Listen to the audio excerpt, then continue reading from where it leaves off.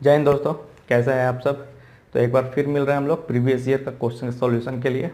ये हम लोग का आज जो है 7 पार्ट होने वाला है इसका।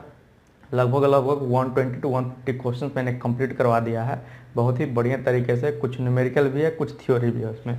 जो लास्ट क्वेश्चन था हम लोग, मैंने जो आप लोगों को छोड़ा था, ये था पोर्टल गवर्नर का। ओके, तो चलिए ये क्वेश्चन देखते हैं कैसे ये हम लोग का सॉल्व होगा, कितने इजी तरीके से। बोला क्या है वो देखते हैं पहले। बोला a porter governor has maximum and minimum equilibrium speed of 200 RPM. Okay, maximum और मिनिमम स्पीड दिया हुआ है पे। मैक्सिमम कितना दिया हुआ, अगर मैं ओमेगा मैक्स का बात करूं, ओमेगा मैक्स हम लोग का दिया हुआ 200 आरपीएम। ओके, जो जो दिया हुआ है उसको हम लोग बढ़िया तरीके से पढ़ेंगे और उसके बाद जो है इसका सॉल्यूशन करेंगे। और मिनिमम जो यहाँ पे दिया हुआ है, मिनिमम जो है हम लोग का, ओके, मिनिमम जो है हम लोग कितना है, तो हम लोग का 150 है, 150 आरपीएम।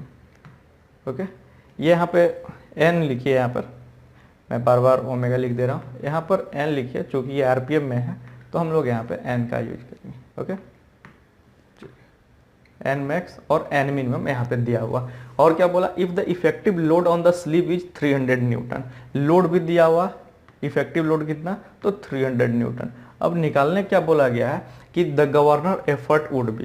तो एफर्ट अब निकालना है, तो एफर्ट अब हम लोग कैसे निकालेंगे, जो देखिए एफर्ट निकालने के लिए हम लोग क्या करते हैं, ये जो सिंपली हम लोग का जो है, जो लोड है हम लोग का 300 और इंटू दोनों का डिफरेंस है ना, हम लोग कैसे निकालते हैं, जो हम लोग का इफेक्टिव जो है हम लोग का आरपीएम, वो हम लोग कैसे निकालते हैं, वो चीज़ यहाँ पे देखिए। ओके, तो N maximum RPM minus minimum RPM to minimum, है ना, इस तरीके से। तो ये हम लोग का जो है एफर्ट यहाँ पर निकल के आ जाएगा, ये पोर्टर गवर्नर के लिए। इसको कुछ नहीं करना है, कैलकुलेशन कर दीजिए, 300 इंटू 50 अपॉन 150, ये 3 बार में कट जाएगा और ये 100 बार में। कितना आ गया हम लोग का एफर्ट, तो एफर्ट जो है हम लोग का 100 न्यूटन होने वाला है। That is D number option is correct, है ना। तो इसमें कुछ करना नहीं था हम लोग का। मैक्सिमम मिनिमम एफर्ट यहाँ पर दिया हुआ है, इफेक्टिव लोड भी दिया हुआ है, लेकिन यहाँ पे निकालने क्या बोला गया कि एफर्ट कितना हो गवर्नर के द्वारा। ओके, यहाँ पे स्लिप का दिया हुआ था एफर्ट, है ना, ये जो दिया हुआ हम लोग का, ये जो है इफेक्टिव लोड जो है स्लिप पे दिया हुआ। ओके, तो इस तरीके से हम लोग जो है पोर्टर गवर्नर के लिए हम लोग यहाँ पे निकाल सकते हैं। ओके, बढ़ूँ नेक्स्ट क्वेश्चन पे। आइए नेक्स्ट क्वेश्चन देखिए क्या कहता है। Next question, if one revolution of the crank the maximum value of primary force occurs, है ना, इन वन रिवोल्यूशन। बोल रहा एक रिवोल्यूशन क्रैंक में, एक रिवोल्यूशन ऑफ क्रैंक में मैक्सिमम वैल्यू क्या होगा प्राइमरी फोर्स का, है ना। तो मैक्सिमम फोर्स जो होगा हम लोग का ट्वाइस होता है, हम लोग जानते हैं एक क्रैंक में, जैसा आप लोग पढ़े हैं, हम लोग पढ़े हैं 2 स्ट्रोक और 4 स्ट्रोक में। ओके, तो उस हिसाब से अगर हम लोग देखेंगे तो क्या होगा, हम लोग का मैक्सिमम प्राइमरी फोर्स ओकर होगा, वो होगा ट्वाइस होगा। ओके, ये सब theoretical question. Next, the size of a gear is usually specified by. Okay, important question है, बढ़िया क्वेश्चन है। साइज ऑफ गियर पूछता है, साइज ऑफ कैम पूछता है, मतलब किस पे स्पेसिफाइड किया जाता है, ये सब चीज़ आप लोग को जानना चाहिए। ओके, तो ये हम लोग का स्पेसिफाइड होता है किससे, तो पिच सर्कल डायमीटर से। ओके, पिच सर्कल डायमीटर से हम लोग का गियर का जो है हम लोग का साइज उस पे हम लोग स्पेसिफाई करते हैं। नेक्स्ट क्वेश्चन आइए, नेक्स्ट क्वेश्चन, आज का नेक्स्ट क्वेश्चन क्या बोल रहा है, देखिए, if the damping factor for a vibrating system is unity then the system will be. ये बढ़िया क्वेश्चन है, इसमें मैं सभी क्वेश्चन आपको क्लियर कर दूंगा कि ओवर डैम्प किसको कहता है, अंडर डैम्प किसको कहता है, क्रिटिकली अंडर डैम्प या फिर विदाउट वाइब्रेशन किसको कहते हैं। यहाँ पे क्वेश्चन पूछा गया क्या कि जब हम लोग का डैम्पिंग फैक्टर जो है हम लोग का यूनिटी, टॉ से जनरली डिनोट करते हैं, अगर यहाँ पे क्या दिया यूनिटी, कहने का मतलब है 1 दिया हुआ, टॉ अगर 1 होगा तो हम लोग उसको क्या बोलेंगे, ऐसे तो टॉ अगर 1 होता है तो हम लोग उसको क्रिटिकली डैम्प्ड कहते हैं। क्या कहते हैं, क्रिटिकली डैम्प कहते हैं। कब हम लोग उसको ओवर डैम्प, कब उसको अंडर डैम्प, कब क्या बोलेंगे, उसके लिए मैं एक टेबल आप लोग के लिए लाया हूँ। ओके, यहाँ पे देखिए, जो हम लोगों ने देखा कि जब टॉ इक्वल टू यूनिटी था तो क्रिटिकली डैम्प था। ओके, तो ये हम लोग का इस जो पिछला क्वेश्चन था उसके लिए हम लोग करेक्ट ये जो है ऑप्शन था कि टॉ इक्वल टू 1 तो हम लोग का क्रिटिकली डैम्प्ड हो गया। लेकिन जब टॉ इक्वल टू 0 होगा तो टॉ इक्वल टू 0 भी तो हो सकता है, उस केस में वो हम लोग का अनडैम्प्ड वाइब्रेशन होगा। ओके, ये बात समझ रहे हैं आप लोग। अगर टॉ ग्रेटर देन 1, है ना, सिंबल पढ़ने के लिए आप लोग तो पता ही होगा, कोई दिक्कत नहीं है, इंजीनियरिंग स्टूडेंट है सभी। टॉ इज ग्रेटर देन 1 कहने का मतलब है ओवर डैम्प्ड, ऐसे भी 1 से ज़्यादा हो जाएगा तो ओवर डैम्प्ड हो गया। ओके, और इक्वल टू 1 रहेगा तो क्रिटिकली डैम्प्ड, और 0 रहेगा तो अनडैम्प्ड। अंडर डैम्प्ड नहीं, अनडैम्प्ड, ये ध्यान देना है। लेकिन अंडर डैम्प्ड कब होगा? ओके, अंडर डैम्प्ड वाइब्रेशन कब होगा? तो जब टॉ जो है 0 से छोटा और 1 से छोटा, जो मतलब 0 से 1 के बीच में जब लाई करेगा तब हम लोग बोलेंगे अंडर डैम्प्ड। और ये जो टॉ इक्वल टू 0 है अनडैम्प्ड है, ये ध्यान रखना, अनडैम्प्ड, अंडर डैम्प्ड नहीं है, ये अनडैम्प्ड है। ओके, और 0 से 1 के बीच में लाई करेगा तो अंडर डैम्प्ड, और टॉ इक्वल टू 1 हम लोग ने देख लिया क्रिटिकली डैम्प्ड। और ये ओवर डैम्प्ड कब होगा? तो टॉ इज ग्रेटर देन 1। ओके, और यहाँ पे हम लोग को क्वेश्चन पूछा गया था क्या कि damping factor for vibration system अगर यूनिटी होगा तो उसको हम लोग क्रिटिकली डैम्प्ड बोलेंगे। अंडर डैम्प्ड पूछा है तो हम लोगों ने क्या देखा कि ये जो है हम लोग का 0 और 1 के बीच में जब लाई करेगा तो अंडर डैम्प्ड। ओवर डैम्प्ड जब हम लोग ग्रेटर देन 1 रहेगा। ओके, विदाउट वाइब्रेशन का तो नहीं। और क्या था? एक अनडैम्प्ड था। अनडैम्प्ड में हम लोग का क्या? टॉ इज इक्वल टू 0, ये क्या हो गया? अनडैम्प्ड हो गया। या तो बोल सकते हैं कि विदाउट वाइब्रेशन जब हम लोग का 0 होगा, डैम्पिंग फैक्टर जब 0 होगा तो विदाउट वाइब्रेशन। ओके, नेक्स्ट है ये, नेक्स्ट क्वेश्चन में आइए, देखिए क्या बोला, what is the condition for dynamic balancing of A shaft rotor system. Question easy है लेकिन थोड़ा घुमा करके दिया हो, थोड़ा समझने का जरूरत है इसमें, है। बाकी जो है स्टेट जो देखिए क्वेश्चन सभी लोग समझते हैं, लेकिन अगर आपका कंसेप्ट क्लियर है तभी जो है क्वेश्चन आपका करेक्ट आप वहां पर आप मार करके जाएंगे एग्जामिनेशन हॉल में। ओके, यहाँ पे पूछा है कि कंडीशन क्या है dynamic balancing of A shaft rotor system के लिए। डायनेमिक कहने का मतलब वो बॉडी हम लोग का मूविंग पार्ट है, ऐसे भी शाफ्ट रोटर सिस्टम है तो मतलब मूव कर रहा है आपको। ओके, तो पहला में दिया है क्या कि मूवमेंट भी 0 हो, फोर्स भी 0 हो, दूसरा में मूवमेंट 0 हो, तीसरा में फोर्स 0 हो, और तीसरा में फोर्स और मूवमेंट का समेशन का 0 हो। ओके, तो ये क्या कहता है? यहाँ पर दिया हुआ साफ साफ कि सिग्मा एफ क्या है? टोटल फोर्स है। सिग्मा एम क्या है? तो टोटल टॉर्क है। ओके, ये सभी चीज आप लोग जानते हैं, लेकिन यहाँ पूछा गया dynamic balancing of A shaft rotor system. तो ये होता है हम लोग का जहाँ पे मूवमेंट, टोटल मूवमेंट 0 हो, या फिर बोल सकते हैं टोटल टॉर्क, मूवमेंट वही टॉर्क 0 हो, और हम लोग का फोर्स भी हम लोग क्या हो? 0 हो, तब हम लोग का क्या होगा? वो dynamic balancing of shaft rotor system का वो कंडीशन एग्जिस्ट करेगा वहां पे। ओके, आइए देखिए नेक्स्ट क्वेश्चन है हम लोग का, the balancing of rigid motor can be achieved by appropriately placing balancing masses इन। अब बोला गया रिजिड मोटर, कहने का मतलब मोटर हम लोग का फिक्स है। ओके, तो उसका जो है बैलेंसिंग हम लोग कैसे कर सकते हैं? क्या बोला गया? बैलेंसिंग ऑफ रिजिड मोटर जो हम लोग कैसे अचीव कर सकते हैं अप्रोप्रिएटली। तो कहाँ पर हम लोग जो है मास प्लेस करेंगे ताकि जो है हम लोग का रिजिड मोटर बैलेंस कर जाए। तो जब भी हम लोग को मास जब बैलेंस करना पड़ता तो रिजिड मोटर के केस में तो दोनों प्लेन्स पे करना पड़ेगा। ओके, एक्स और वाई दोनों प्लेन पे हम लोग क्या करना पड़ेगा? हम लोग का जो है मास जो है बैलेंस करने के लिए वहां पर लगाना पड़ेगा, तब जाकर के हम लोग क्या होगा? रिजिड मोटर जो है हम लोग का बैलेंस हो जाएगा, हम लोग एप्रोप्रिएटली उसको रीच कर सकते हैं। Okay, Hooke's law hold good up to, ये तो बताने वाली बात नहीं है, इलास्टिक लिमिट, इसे मैं टाइम नहीं देना चाहता हूँ। ओके, नेक्स्ट आइए, नेक्स्ट हम लोग क्या है कि a dash cylinder in line engine working on A 4 stroke cycle is completely balanced inherently. अब बोला क्या गया है कि कौन सा ऐसा, हम लोग बहुत सारा अरेंजमेंट देखते हैं। अब अगर बात करें 4 स्ट्रोक में, जैसा कि हम लोग देखते हैं, हम लोग क्या है, हम लोग अगर बात करूं मैं मोटरसाइकिल व्हीकल में अगर मैं आऊँ सभी, तो अगर मैं मोटरसाइकिल का अगर मैं बात करूं तो ये हम लोग का ये 1 सिलेंडर का होता है, एक ही सिलेंडर रहता है उसमें, जो भी रहेगा वो 1 सिलेंडर रहेगा। ओके, किसी किसी में वर्टिकल भी रहता है, बहुत में हॉरिजेंटल भी दिया, उसके लिए टेंशन मत लीजिए, वो उसके अरेंजमेंट पे है। अगर मैं बात करूं कार के बारे में, कार अगर ऑटो वो देखते हैं जो 3 व्हीलर है हम लोग का, जो रिक्शा है उसमें भी 1 ही रहता है, थोड़ा उसका जो है डायमीटर उसका थोड़ा ज्यादा रहता है, लेकिन कार वगैरह में उसके जो है आरपीएम पे डिपेंड करता है। ऐसे जनरली जो है 4 सिलेंडर। Okay, 4 cylinder. लेकिन अगर मैं बात करूं क्या 4 से भी ज्यादा होता है क्या? अगर मैं बात करूं लोकोमोटिव के बारे में, है ना, लोको का इंजन के बारे में, जो कि आप लोग जिसको ट्रेन बोलते हैं, जो डीजल इंजन में होता है उसमें तो आपको जो है क्या पिस्टन तो लगाना ही पड़ेगा, तो उसमें भाई साहब 16 सिलेंडर होते हैं, है ना, दोनों तरफ वी साइड में वी शेप में जो है 16 सिलेंडर वहां पे दिया जाता है। ओके, चलिए यहाँ पे क्या पूछा गया है कि ऐसा कौन सा सिलेंडर का इनलाइन अरेंजमेंट का सिस्टम है जो कि 4 स्ट्रोक में वर्क करता है और वो कंप्लीटली बैलेंस्ड है। तो वो हम लोग क्या है, तो वो 6 सिलेंडर का जो अरेंजमेंट है इनलाइन एक ही लाइन में, है ना, तो वो हम लोग क्या है कंप्लीटली बैलेंस्ड रहता है। ओके, चलिए नेक्स्ट क्वेश्चन आइए। नेक्स्ट क्वेश्चन एक छोटा सा numerical, the Young's modulus of a material is 125 giga pascal and Poisson's ratio is 0.25, the modulus of rigidity of the material is, तो rigidity of modulus of rigidity of material पूछा, मतलब जी पूछा है। Okay, और यहाँ पे दिया गया है क्या, मॉडुलस, यंग्स मॉडुलस दिया, दैट इज ई दिया हुआ है यहाँ पर, और म्यू भी दिया हुआ। देखिए क्या क्या दिया हुआ है यहाँ पर, ई दिया हुआ है, यंग्स मॉडुलस दिया हुआ 125 गीगा पास्कल, 125 गीगा पास्कल यहाँ पे दिया हुआ आपका, म्यू भी दिया हुआ, that is Poisson's ratio 0.25, modulus of rigidity G निकालने के लिए बोला गया है। ओके, मैं इसके रिगार्डिंग बार बार 3 जो है इक्वेशन में बताता हूँ, वो आप लोग को ध्यान में रखना है, उसी के रिगार्डिंग यहाँ पर सभी निकल जाएगा। E equal to 3k into 1 minus 2 mu, E equal to 3k into 1 minus 2 mu, और E equal to 2g into 1 plus mu, 2g into 1 plus mu, और एक तीसरा जो तीनों के बीच में है, E equal to 9kg by 3k plus G, 9kg by 3k plus जी।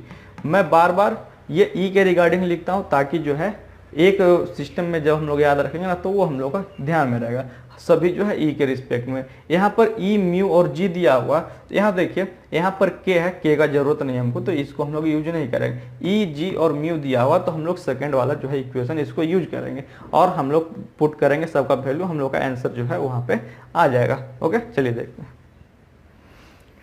देखिए तो हम लोग second equation E equal to 2g into 1 plus mu का यूज कर रहे हैं, 1 प्लस म्यू, 125 गीगा पास्कल दिया हुआ है, कोई दिक्कत नहीं, 2g तो निकालना ही है, 1 plus mu that is 1 plus 0.25। Okay, तो ये 125 हो जाएगा और इक्वल टू 2g इंटू 1.25 हो जाएगा, कोई दिक्कत। अब यहाँ से डायरेक्ट अगर मैं g लिख दूँ, g इक्वल टू क्या हो जाएगा, हम लोग का हो जाएगा 125 अपॉन 2 इंटू 1.25। ओके, इसको अगर मैं ऊपर 100 कर दूं तो ये टोटल कट जाएगा, और ये 2 से 50 बार में, कहने का मतलब क्या हो गया, 50 गीगा पास्कल। कोई दिक्कत हुआ क्या, कोई दिक्कत हुआ क्या निकालने में, है ना। तो क्वेश्चंस इसी तरह से आते हैं, और लेकिन आपको क्या है, इक्वेशंस फॉर्मूला आपको याद रखना चाहिए, और कंसेप्ट भी आपका रहना चाहिए वहाँ पर याद। अब क्या है, मेमोराइज तो कर लीजिएगा, पता नहीं रहेगा कि कौन कब लगाना है। ओके, अब क्या है, RS खुरमी वाले में 1/m दिया, और यहाँ पर 1/m, फिर आपको इसको क्या करना पड़ेगा, 1/0.25 करना पड़ेगा, तो वो थोड़ा वहाँ पे दिक्कत आता है, इसलिए हमेशा जो है मैं यही फॉर्मूला आप लोगों को प्रीफर करूँगा। ओके, नेक्स्ट क्वेश्चन आइए, the value of modulus of elasticity for steel is, elasticity of modulus of elasticity कहने का मतलब है E क्या होगा स्टील के लिए, E ऑफ स्टील होता है हम लोग का 200 गीगा पास्कल। ये सब जो है डेटा है, ओके, एक्सपेरिमेंटली निकाला गया है, ये सब आपको ध्यान रखना पड़ेगा। ओके, चलिए नेक्स्ट क्वेश्चन क्या है, बेंडिंग मोमेंट से स्ट्रेंथ ऑफ मटेरियल का, the bending moment for a certain portion of a beam is constant for that section shear force would be. अब क्या बोला गया, कोई भी सेक्शन के लिए जो है बेंडिंग मोमेंट जो है हम लोग का कांस्टेंट है उस बीम के लिए, तो बोला गया है शियर फोर्स क्या होगा, शियर फोर्स क्या होगा। बेंडिंग मोमेंट जो हम लोग कांस्टेंट रहता है तो शियर फोर्स हम लोग क्या हो जाएगा, शियर फोर्स हम लोग का 0 हो जाएगा, क्या हो जाएगा, शियर फोर्स हम लोग का 0 होगा। ओके, नेक्स्ट क्वेश्चन आइए, bulk modulus is measured in terms of, bulk modulus का यहाँ पे क्या पूछा गया है, तो यूनिट पूछा गया है। तो सबसे पहले देख लेते हैं कि बल्क मॉडुलस होता है क्या है, बताइए बल्क मॉडुलस का फॉर्मूला क्या होता है। मैं बार बार बोलता हूँ, बल्क मॉडुलस जो है फ्लूइड मैकेनिक्स में भी है, स्ट्रेंथ ऑफ मटेरियल में भी है। ओके, तो दोनों सेम ही है, कोई दिक्कत नहीं है। बल्क मॉडुलस को हम लोग K से डिनोट करते हैं, that is K equal to क्या होता है, K इक्वल टू क्या होता है। अगर मैं बात करूँ स्ट्रेंथ ऑफ मटेरियल के बारे में, अगर मैं बात करूँ स्ट्रेंथ ऑफ मटेरियल के बारे में, तो बल्क मॉडुलस जो होता है हम लोग क्या हो जाएगा, that is sigma stress upon change in volumetric, मतलब कि बोल सकते हैं volumetric strain. Okay, stress to volumetric strain. अब क्या है, स्ट्रेन का तो यहाँ पे क्या, स्ट्रेन का तो हम लोग का नो यूनिट है, ये हम लोग इसका तो यूनिट ही नहीं, इसको तो हटा दीजिए, सिर्फ बचा स्ट्रेस, तो जो यूनिट का स्ट्रेस होगा वही होगा हम लोग का। और अगर मैं बात कर लूँ कि फ्लूइड मैकेनिक्स के रिगार्डिंग, तो चेंज इन प्रेशर होता है, that is del P upon volumetric strain. Okay, तो यहाँ भी इसका तो वैल्यू कुछ है नहीं, है ना, इसका हम लोग क्या है, वैल्यू कुछ है नहीं। और प्रेशर का भी हम लोग जानते हैं क्या होता है, न्यूटन पर मीटर स्क्वायर ही होता है हम लोग का क्या यूनिट। तो ये बी नंबर हम लोग का ऑप्शन यहाँ पे करेक्ट होने वाला। ओके, तो दोनों केस में मैंने fluid mechanics, strength of material और फ्लूइड मैकेनिक्स दोनों में मैंने आपको बता दिया। नेक्स्ट आइए, next question, the maximum bending moment of A simply supported beam of A span L carrying a point load W eight the centre of the beam is. अब क्या बोला है, देखिए किसके लिए बोला गया है, यहाँ पे बोला गया maximum bending moment of simply supported beam. पहले सिंपली सपोर्टेड बीम बना लेता हूँ। सिंपली सपोर्टेड बीम यही है क्या, यही हम लोग का सिंपली सपोर्टेड बीम, ये सपोर्ट ए, ये सपोर्ट बी। अब बोला क्या क्या है, simply supported beam of span L and carrying point load W eight the centre. W हम लोग का पॉइंट लोड डब्ल्यू है, ये टोटल स्पैम हम लोग का एल है, टोटल स्पैम हम लोग का एल है। ओके, तो यहाँ पे बोला गया है क्या कि हम लोग का मैक्सिमम बेंडिंग मोमेंट क्या होगा। तो मैक्सिमम बेंडिंग मोमेंट हम लोग का जाहिर सी बात है सेंटर पे होगा, और हम लोग जानते हैं क्या कि हम लोग का मैक्सिमम बेंडिंग मोमेंट हम लोग किस तरह से बन के आता है इसमें, तो इस तरह से बन करके आएगा कुछ। और ये कितना होता है, ये maximum bending moment that is W L upon 4, W L upon 4। अगर दोनों रिएक्शन का मैं बात करूं, दोनों रिएक्शन में कितना आ जाएगा, तो दोनों रिएक्शन में हम लोग का क्या आ जाएगा, डब्ल्यू एल बाई 2 और डब्ल्यू एल बाई 2, और मैक्सिमम बेंडिंग मोमेंट जो है डब्ल्यू एल बाई 4 निकल करके आएगा, that is a number option is correct. Okay, इसमें पूछता भी है कि हम लोग का बेंडिंग मोमेंट का जो है हम लोग का स्ट्रक्चर कैसा होने वाला, तो ट्रायंगल का स्ट्रक्चर होने वाला। ये सब क्वेश्चन बहुत मतलब इंपॉर्टेंट रहता है क्वेश्चन इजी। अब क्या शेप पूछ देगा तो वहाँ पे ध्यान नहीं रहता, तो सभी चीज आप लोग वहाँ पे ध्यान रखना है। ओके, नेक्स्ट क्वेश्चन आइए, when a wire is stretched to double its length the longitudinal stress produced in its. अब देखिए ये क्वेश्चन बहुत बढ़िया है, ट्रिकी है थोड़ा क्वेश्चन, आप लोग को लग रहा होगा इजी है, लेकिन इसमें बहुत लोग गलती कर देते हैं। गलती कहाँ करते हैं वो देखिए, यहाँ बोला गया when a wire is stretched to double its length. अब क्या है, मैं अगर बोलूँ, अगर जो हम लोग का ओरिजिनल लेंथ है, अगर मैं बोलूँ यहाँ पे ओरिजिनल लेंथ हम लोग का एल है, ओरिजिनल लेंथ क्या है यहाँ पर, ओरिजिनल लेंथ हम लोग का एल है। अब क्या है, जब स्ट्रेच किया गया मतलब change in length, change in length जो है हम लोग कितना है, तो डबल इट्स लेंथ हुआ, दैट इज 2l। अब बोला क्या क्या, the longitudinal stress produced in it is. अब लॉन्गिट्यूडनल स्ट्रेन क्या होता है, लॉन्गिट्यूडनल स्ट्रेन हम लोग का change in length to original length, change in length to original length. Length कितना चेंज किया, that is 2l minus L upon L, original length. तो ये कितना हो गया, that is l upon L, कहने का मतलब है 1। तो यहाँ पे कभी भी कंफ्यूजन मत कीजिएगा। ओके, यहाँ पर जो है हम लोग का चेंज इन लेंथ, हम लोग क्या चेंज इन लेंथ क्या हम लोग क्या होता है, ओरिजिनल हम लोग का change in length to original length जब हम लोग करेंगे क्या, तभी तो हम लोग का क्या है, यहाँ पर हम लोग का चेंज इन लेंथ निकल पाएगा। टू ओरिजिनल लेंथ हम लोग करेंगे तो हम लोग का जो ये लॉन्गिट्यूडनल स्ट्रेन निकालने बोला है, एप्सिलॉन से डिनोट करते हैं इसको। ओके, चलिए ये हो गया हम लोग का इजी क्वेश्चन था, लेकिन थोड़ा यहाँ पे सभी लोग कंफ्यूज करते हैं। आइए नेक्स्ट क्वेश्चन, स्ट्रेन एनर्जी के regarding. The strain energy stored in a body when the load is gradually applied. अब ग्रेजुअली अप्लाइड लोड के केस में, ग्रेजुअली मतलब क्या होता है, ग्रेजुअली मतलब कि धीरे धीरे जो है लोड हम लोग का बढ़ता जाएगा, उस कंडीशन में स्ट्रेन एनर्जी क्या होगा। तो इस कंडीशन में जनरली तो ऐसे strain sigma square v upon 2e होता है, sigma square v upon 2e होता है। इसके रिगार्डिंग कुछ जो है मैं यहाँ पे बताना चाहता हूँ, क्योंकि स्ट्रेन एनर्जी ना बहुत, इसमें स्ट्रेन एनर्जी होता है, मॉडुलस ऑफ रेजिलियंस होता है, प्रूफ रेजिलियंस होता है, तो इसमें जो है बहुत जो है कंफ्यूजन होता है। यहाँ सभी चीज़ यहाँ पे लिखा हुआ, चलिए देखिए यहाँ पे क्या क्या। यहाँ बोला गया कि when a body is loaded with in the elastic limit it changes it's dimension and on the removal of the load it regain its original dimension. तो ये तो हो गया इलास्टिसिटी के बारे में, कि जब कोई भी बॉडी पे हम लोग लोड डालते हैं तो वो क्या होता है, हम लोग का उसका डायमेंशन का क्या होता है, चेंज होता है, उसका डायमेंशन क्या होता है, चेंज होता है। या तो बोल सकते हैं इलास्टिक लिमिट तक वो बॉडी का डायमेंशन चेंज होगा, और on the removal of the load क्या होगा, वो फिर से अपना ओरिजिनल शेप जो है रीगेन कर लेगा, उसको उसका इलास्टिसिटी दर्शाता है। So long as it remain loaded it has stored energy in itself. तो जितना देर जो हम लोग क्या है लोड उस पर लगा हुआ बॉडी पे, वो क्या करता है, वो एनर्जी को स्टोर करता है उतने देर तक में। उससे क्या होता है, on removing the load the energy stored is given of in the case of A spring. और अगर स्प्रिंग का मैं बात करूं, स्प्रिंग में ही तो क्या होगा, स्ट्रेन एनर्जी ही हम लोग का स्प्रिंग में ही हम लोग का एब्जॉर्ब होता है। तो अगर मैं स्प्रिंग के बारे में बात करूं, जैसी लोड हटाते हैं हम लोग क्या होता है, वही एनर्जी को वो रिलीज करता है वापस, तभी तो क्या होता है, हम लोग का स्प्रिंग जो है एक्सपेंड कर जाता है। Okay, this energy which is absorbed in a body when strained within the elastic limit is known as strain energy. तो यही जो एनर्जी जो एब्जॉर्ब किया गया बॉडी के द्वारा इलास्टिक लिमिट के अंतर्गत, उसको तो सबसे पहले हम लोग जानते हैं क्या, वो स्ट्रेन एनर्जी, पहला स्टेटमेंट। ये ध्यान रखना है, बहुत ही मतलब ये जो एक एक पॉइंट है ना, वो एक एक लाइन, एक एक जो पॉइंट है ना, एक एक नंबर के बराबर का।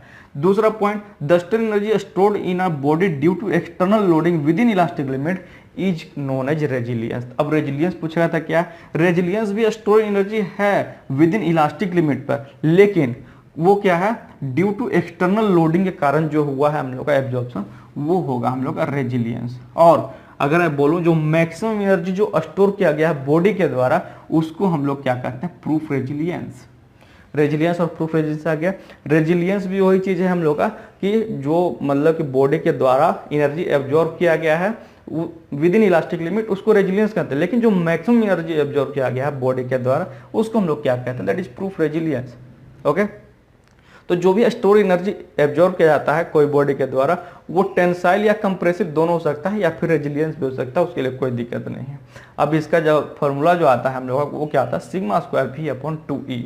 लास्ट में एक और है मॉडुलस ऑफ रेजिलियंस, ये भी देख लेते हैं। मॉडुलस ऑफ रेजिलियंस क्या होता है, मॉडुलस ऑफ रेजिलियंस हम लोग डिनोट करते हैं इसको, ये जो होता है हम लोग का प्रूफ रेजिलियंस टू वॉल्यूम होता है, प्रूफ रेजिलियंस टू वॉल्यूम होता है। तो प्रूफ रेजिलियंस हम लोग ने देख लिया sigma square V upon 2E, sigma square V upon 2E, और चूंकि नीचे वॉल्यूम होता है, ये वॉल्यूम वॉल्यूम कैंसिल हो जाता है, इसलिए इसका जो फॉर्मूला बन के आएगा that is modulus of resilience sigma square upon 2E, ये ध्यान रखना है। तो ये जो अगर मैं क्वेश्चन यहाँ पे देखूँ, यहाँ पे ये भी ऑप्शन दिया हुआ, सिग्मा स्क्वायर ऑप्शन नहीं दिया, चलिए कोई बात नहीं, ऑप्शन नहीं दिया। लेकिन अगर बोले मॉडुलस ऑफ रेजिलियंस में क्या होगा, मॉडुलस ऑफ रेजिलियंस का फॉर्मूला तो सिग्मा स्क्वायर बाय 2, जो कि प्रूफ रेजिलियंस टू वॉल्यूम होता है, तो वॉल्यूम वॉल्यूम हम लोग का कैंसिल हो जाता है। ओके, कोई दिक्कत नहीं रहता।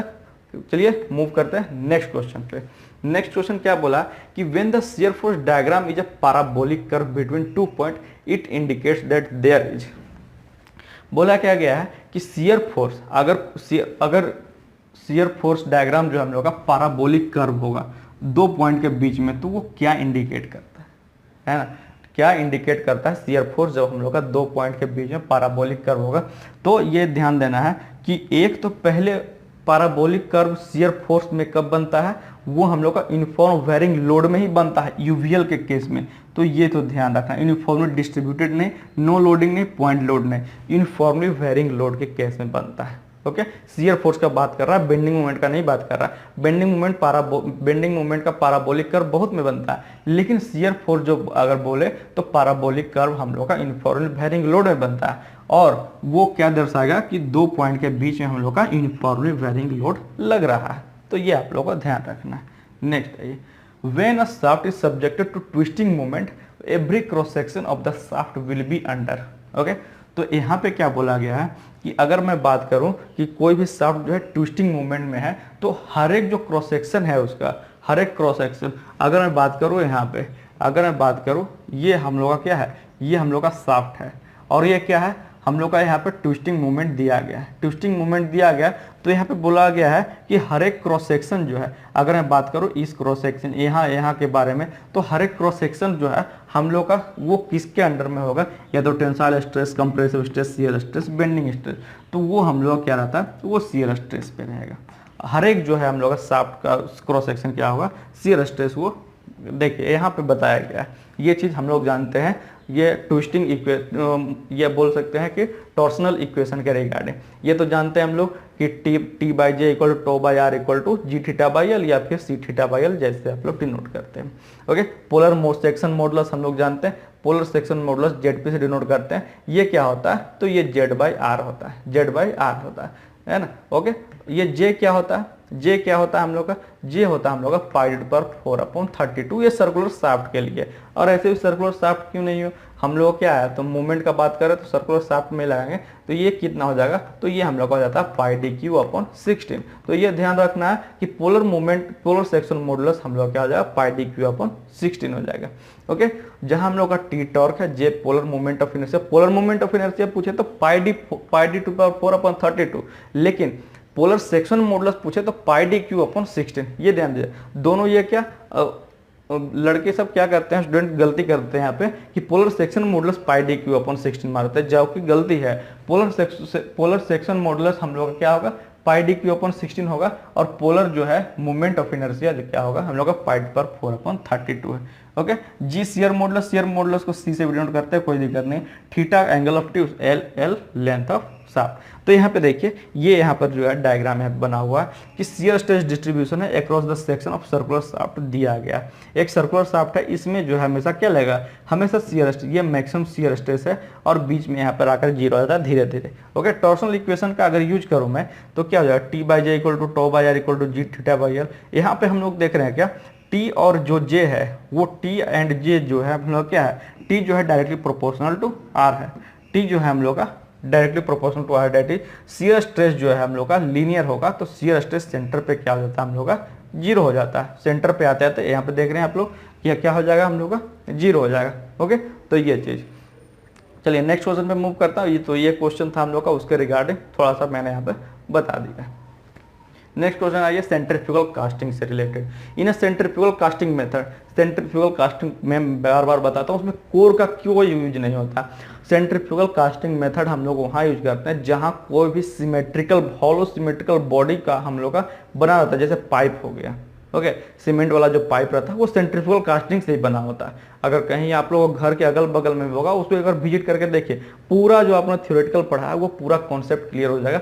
बीच में कोई भी कोर का यूज नहीं होता है। वो क्या है, सेंट्रीफ्यूगल मोशन के रिगार्डिंग उसके चलते ही वहाँ पर जो है कास्टिंग वहाँ पे होता है। ओके, तो यहाँ पर नो कोर इज यूज। अब इससे रिलेटेड कुछ जो सेंट्रीफ्यूगल कास्टिंग से हम लोग देख लेते हैं। देखिए सेंट्रीफ्यूगल कास्टिंग में है क्या, कोर क्या होता है, क्योंकि कोर के बारे में बात कर रहे हैं तो कोर जो है, पहले कोर के बारे में बात कर लेंगे, उसके बाद सेंट्रीफ्यूगल कास्टिंग के बारे में कुछ मैं बता दूंगा।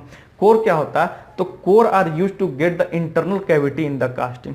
कोर हम लोग जनरली क्या किस लिए यूज करते हैं कि इंटरनल जो है हम लोग कैविटी वहाँ पे बनाए, मतलब कि खांचा कुछ। अब यहाँ क्या है, ये पूरा हम लोग क्या है, कास्टिंग है, पूरा ये कास्टिंग है। बीच में क्या किया हम लोग ने, कोर डाल दिया, एक चैपलेट है कोर को सपोर्ट करने के लिए। ओके, तो यहाँ पे क्या होता है कि जैसे बीच में हम लोग को हॉलो चाहिए, तो इसके लिए हम लोग क्या किया, कोर का यूज करें। क्या कास्टिंग जब हो जाएगा तो हम लोग इसको निकाल देंगे तो बीच में हॉलो हो जाएगा, इसलिए हम लोग क्या करते हैं, कोर का यूज करते हैं इंटरनल कैविटी कास्टिंग में बनाने के लिए। लेकिन जब मैंने बात किया सेंट्रीफ्यूगल कास्टिंग में, इसीलिए वहाँ पे बोला जाता है कि कोर का यूज नहीं करते हैं। ओके, पहले तो कोर के बारे में बात करते हैं। Core are placed into the mould after the removal of the casting.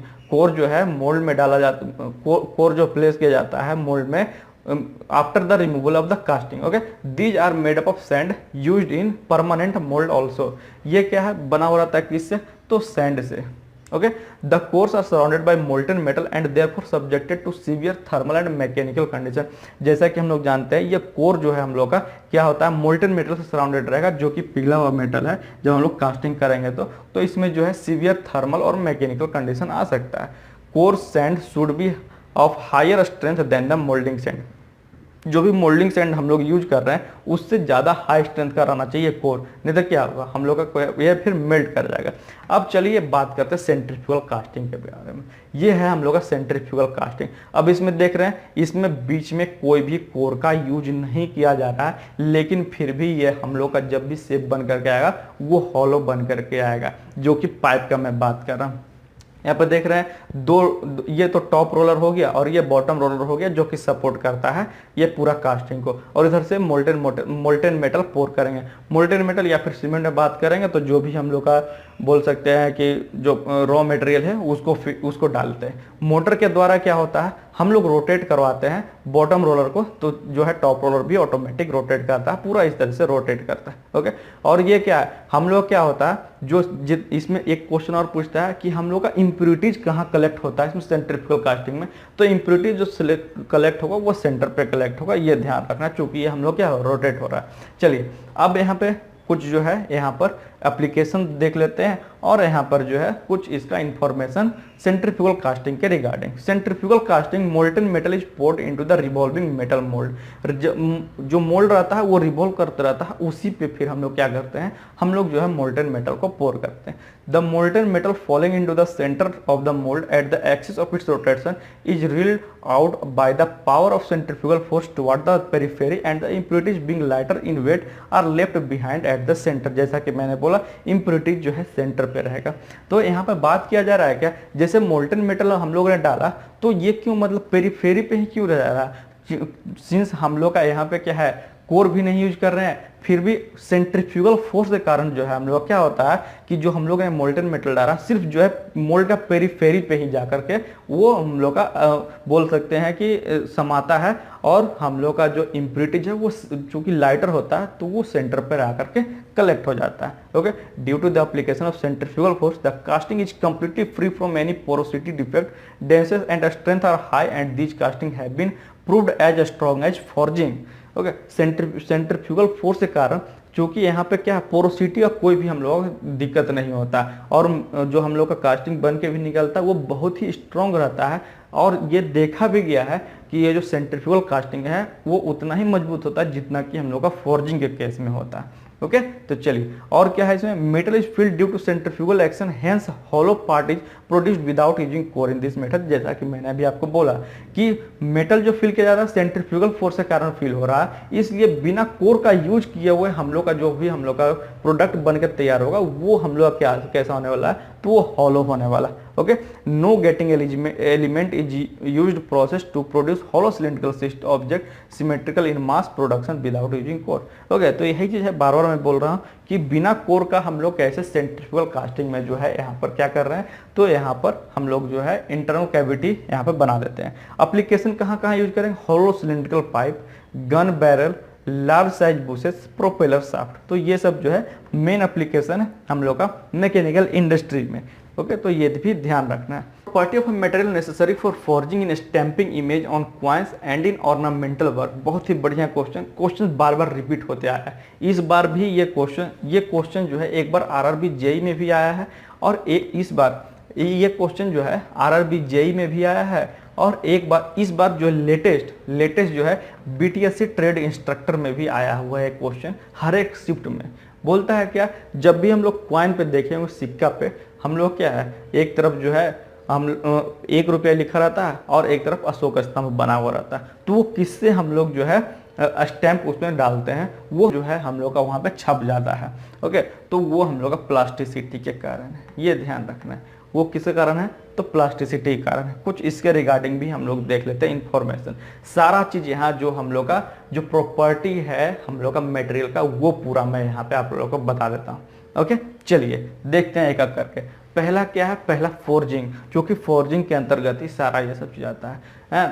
Forging क्या, फोर्जिंग में भी defined as metal working process by which metal and alloys are plastically deformed to the desired shape by the application of a compressive force. Forging ऐसे जब बोल सकते हैं mechanical चीज है। ओके, इसमें क्या करते हैं हम लोग ना, इसमें हम लोग क्या करते हैं कि मेटल और एलॉयज को जो है प्लास्टिकली डिफॉर्म करते हैं, मतलब इलास्टिक लिमिट से पार करके उस पर हम लोग क्या करते हैं और लोड डालते हैं।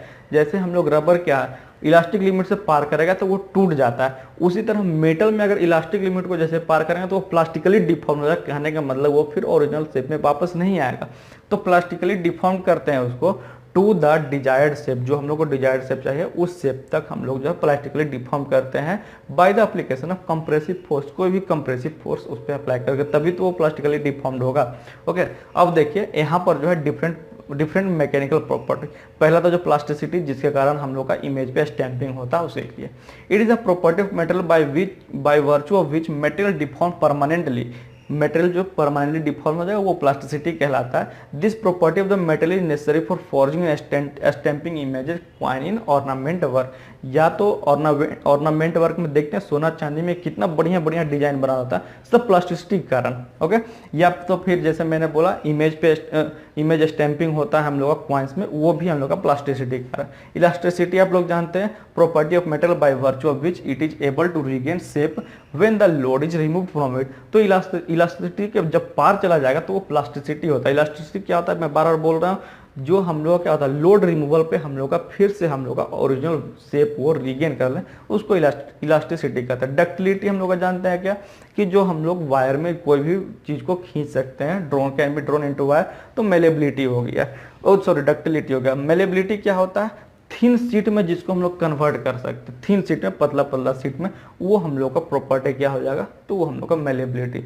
स्ट्रेंथ क्या हो गया, तो जो जितना हम लोग का मटेरियल जो है रेसिस्ट कर रहा है कोई भी डिफॉर्मेशन के अंतर्गत, वो उसका स्ट्रेंथ कहलाता है जब हम लोग उस पर लोड डालते हैं। तो हार्डनेस क्या हो गया, resistance to penetration, scratching, abrasion और कटिंग के दौरान जो हम लोग क्या है मतलब टूटने ना दे, वो उसका हार्डनेस दर्शाता है कि कितना वो हम लोग क्या है सह सकता है जब कटिंग के दौरान, अब्रेजन के दौरान, स्क्रैचिंग के दौरान, पेनिट्रेशन के दौरान। ओके, अब टफनेस क्या है, तो टफनेस हम लोग का वो चीज़ है कि जो मटेरियल विदस्टैंड करता है प्लास्टिक और इलास्टिक डिफॉर्मेशन दोनों, वो टफनेस कहलाता है। या तो ये amount of energy of material है जो कि ये एब्जॉर्ब करता है बिफोर फ्रैक्चर के रिगार्डिंग, तो वो हम लोग का टफनेस, जैसा कि हम लोगों ने देखा है स्ट्रेस टू स्ट्रेन डायग्राम में, वो हम लोग क्या होता है फ्रैक्चर के पहले जो वाला जो पॉइंट है वो टफनेस कहलाता है। ब्रिटलनेस जानते हैं, जो हम लोग क्या होता है कि ये हम लोग का बहुत ही जल्दी टूट जाता है, भंगुर जिसको बोलते हैं, भंगुरता। ओके, उसको हम लोग क्या कहते हैं ब्रिटलनेस।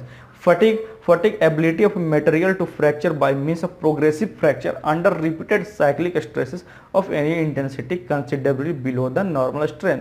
फटीग क्या है ना, लगातार जब उस पर हम लोग लोड डाले हो रहता है, मतलब परमानेंट उसमें जो हम लोग क्या प्रोग्रेसिव फ्रैक्चर, धीरे धीरे जब हम लोड उस पर बढ़ाते रहते हैं तो वहाँ पे जो है हम लोग का जो फ्रैक्चर आता है उसको हम लोग फटीग कहते हैं। तो क्रीप क्या है, क्रीप हम लोग का परमानेंट इलोंगेशन है कोई भी component under a static load maintained for a period of time. अगर कोई लोड, जैसे मान लेते हैं कोई भी एक, जैसे मान लेते हैं मेरे हाथ पे ये पेन मैंने रख दिया बहुत, अब क्या है कुछ समय के लिए रखिएगा तो कोई दिक्कत नहीं है, लेकिन अगर इसको मैं बहुत ही सालों साल के लिए मैं रख दूं तो ये जाहिर सी बात है कि जो भी हम लोग का जो स्ट्रेंथ में कम रहेगा उसका बॉडी में कुछ ना कुछ डिफॉर्मेशन आएगा, उसको हम लोग क्या कहते हैं क्रीप कहते हैं।